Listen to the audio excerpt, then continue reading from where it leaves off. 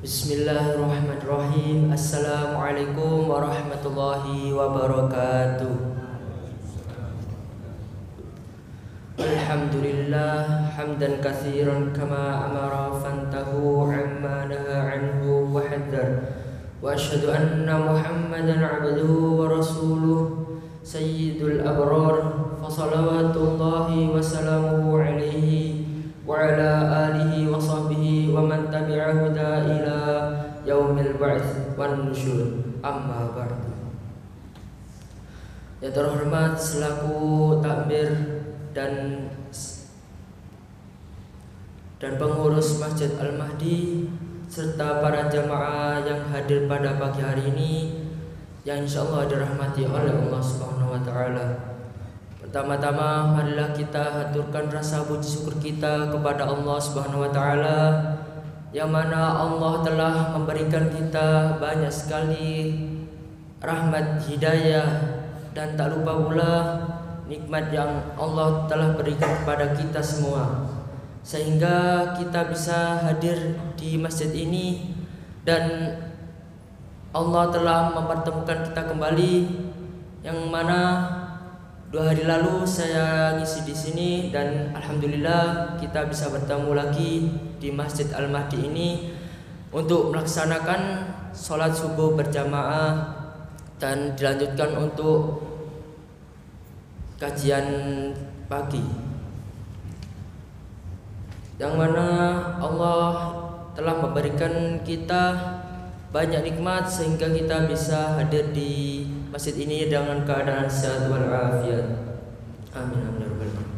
Salawat dan salam tetap tercurahkan kepada Nabi junjungan kita yakni baginda Nabi Muhammad sallallahu alaihi wasallam. Yang mana berkat perjuangan beliau, berkat tumpahan darah beliau, berkat apa yang telah Rasulullah perjuangkan bersama para sahabat-sahabatnya serta keluarganya, yakni berupa untuk memperjuangkan agama Islam demi ajaran Islam sampai pada umatnya pada akhir zaman, yakni kita semua yang pada hadir di masjid ini untuk mendengarkan tausiah pada pagi hari ini, yang mana agama Islam agama yang diridhai Allah Subhanahu wa taala. Sidang salat subuh yang insyaallah dirahmati Allah Subhanahu wa taala, masih cukup banyak umat Islam yang berpuasa hanya dengan menahan hal-hal yang membatalkan saja. Mereka tinggalkan makan, minum, berhubungan suami istri, tetapi perbuatan maksiat yang dilakukan oleh mata, telinga, mulut dan anggota badan lainnya masih berjalan. Seakan puasa hanyalah ritual tahunan untuk tidak makan dan minum di siang harinya. Padahal Allah Ta'ala tidak akan menerima puasa seorang yang hanya menahan dari makan dan minum. Rasulullah SAW bersabda, "Man lam yada' qawlan nuri wal amala bihi wal jahla falaysa lillahi jahatu an yada'a ta'amahu wa syarabahu." Artinya barang siapa yang tidak meninggalkan perkataan dusta dan beramal dengan serta berbuat maksiat, maka Allah sama sekali tidak butuh ia meninggalkan makanan dan minumannya. Di samping itu banyak pula umat Islam ini yang tidak memperhatikan sunnah dalam berpuasa sehingga luput banyak kebaikan darinya karena ketidaktahuan atau ketidakpedulian tersebut. Maka pada pertemuan kali ini kita akan membahas beberapa sunnah atau kebiasaan Rasulullah SAW dalam berpuasa agar puasa kita bertambah kualitas. Masyarul muslimin rahimakumullah. Di antara sunnah-sunnah beliau antara lain yakni mengakhirkan sahur. Masih ada beberapa saudara kita yang tidak sempat makan sahur, entah karena tidak bisa tidur ataupun malas dan juga mungkin karena sudah kekenyangan saat malamnya. Padahal makan sahur merupakan kebiasaan Rasulullah SAW dan para sahabat dan hukumnya adalah sunnah. Beliau memerintahkan dalam hadisnya, "Tasahharu fa inna fis sahuri barakah." Makanlah sahur kalian karena dalam sahur terdapat berkah. Jamaah salat subuh yang insyaallah dirahmati oleh Subhanahu wa taala. Mungkin pada pagi hari ini bapak-bapak serta ibu-ibu dan jamaah lainnya mungkin pada pagi hari tadi mungkin semuanya sudah sahur nggih insyaallah. Untuk persiapan puasa pada hari ini semoga Allah memberikan kelancaran bagi kita semua untuk menjalankan ibadah puasa pada hari ini dan untuk seterusnya. Amin amin ya rabbal alamin. Sedangkan waktu yang utama untuk makan sahur adalah dengan mengakhirkan waktunya hingga mendekati terbit fajar. Mengakhirkan waktu sahur ini merupakan kebiasaan Rasulullah sebagaimana dalam hadis, tasahharna ma'a Rasulillah sallallahu alaihi wasallam, thumma qumna ila salati, qultu kam kana qadaru ma bainahuma, qala 50 ayat. Kami makan sahur bersama Rasulullah sallallahu alaihi wasallam. Kemudian setelah makan sahur kami berdiri untuk melaksanakan salat. Aku Anas bin Malik berkata, berapa perkiraan waktu antara keduanya, antara makan sahur dengan salat fajar? Zaid bin Thabit berkata 50 ayat. Itulah kebiasaan dan teladan beliau. Perihal mengakhirkan sahur selanjutnya, yakni kebiasaan beliau yang lain di bulan itu adalah menyegerakan berbuka.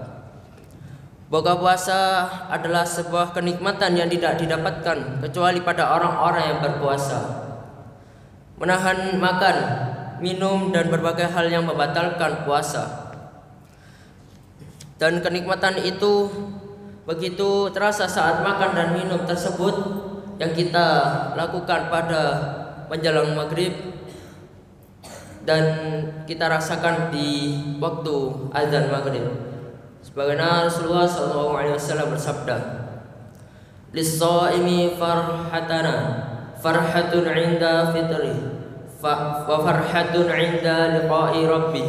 Orang yang berbuka puasa mempunyai dua kebahagiaan yang bisa ia rasakan.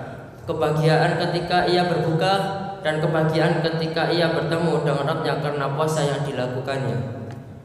Kebahagiaan ketika berbuka maksudnya adalah karena ia merasa senang atas nikmat yang Allah berikan kepadanya karena dia masih diberikan kesempatan untuk berbuka pada hari itu. Yaitu bisa melaksanakan puasa merupakan salah satu bentuk amal saleh yang paling utama.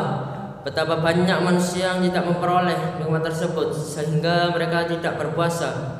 Ia juga merasa senang atas makanan, minuman, dan jima yang kembali dihalalkan Allah baginya setelah sebelumnya diharamkan pada saat kita berpuasa. Dan menyegerakan berbuka puasa adalah kebiasaan Rasulullah sallallahu alaihi wasallam. Orang-orang umat Islam senantiasa berada dalam kebaikan selama mereka menyegerakan berbuka. Anas bin Malik berkata, sesungguhnya Rasulullah sallallahu alaihi wasallam bersabda, tidak mengerjakan salat maghrib hingga berbuka puasa kendati hanya dengan seteguk air. Dalam berbuka puasa makanlah makanan seadanya. Jika ada kurma maka itu adalah makan terbaik saat berbuka saat pertama kali. Dan jika tidak ada cukuplah dengan air putih. Hal ini sebagaimana biasa Rasulullah yang disebutkan dalam sebuah hadis dari Anas bin Malik. Ia berkata, Rasulullah sallallahu alaihi wasallam biasa berbuka dengan beberapa biji rutab kurma masak yang belum jadi tamar. Sebelum salat maghrib jika ada beberapa biji rutab maka cukup beberapa biji tamar kurma kering. Jika itu tidak ada juga maka beliau minum beberapa teguk air. Hendaknya berbuka puasa dengan kurma masak ataupun kering dengan jumlah yang ganjil, misalnya 3, 5 atau 7 dan seterusnya. Adapun jika tidak ada maka berbuka puasa hanya dengan air pun tak mengapa. Setelah berbuka jangan lupa berdoa sebagaimana dari Abdullah bin Umar. Ia berkata, dahulu apabila Rasulullah SAW telah berbuka puasa, beliau biasa berdoa dengan zahabat dama'u wa batallatil 'uruqu wa sabatal ajru insyaallah. Telah hilang rasa haus dahaga dan urat-urat telah basah dan pahala akan kita peroleh insyaallah atas izin Allah Subhanahu wa taala. Dalam berbuka janganlah makan terlalu banyak, karena perut yang kenyang hanya akan menjadikan seorang malas dan berat untuk melakukan amalan-amalan kebaikan untuk kita beribadah di malamnya, yakni melaksanakan salat tarawih berjamaah di masjid. Selamat bagi para jamaah yang sudah mengerjakan sunnah-sunnah selama bulan Ramadan ini. Semoga puasa kita diterima dan dibalas dengan jannah Allah Subhanahu wa taala pada pertimbangan amal nanti kelak. Amin amin ya rabbal alamin. Demikian kultum yang dapat saya sampaikan. Mungkin cukup sampai sini. Mohon maaf apabila ada salah kata ataupun kata yang kurang berkenan di hati para jamaah sekalian. Saya akhiri nun wal qalami wa ma yasturun fastabiqul khairat. Wassalamualaikum warahmatullahi wabarakatuh.